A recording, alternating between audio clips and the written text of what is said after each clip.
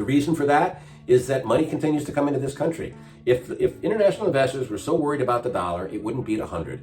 If the international investors were worried about growth, the dollar would be at 85, like it was at the bottom of the pandemic lows. If international investors were worried about growth, 10-year treasury yields wouldn't be at 4.25. They'd be at 1%. This is not about growth. This is about lower inflation. Trade negotiations will result in a deflationary environment. The bond market is beginning to see that. Investment grade corporate spreads are at 100 basis points over treasuries.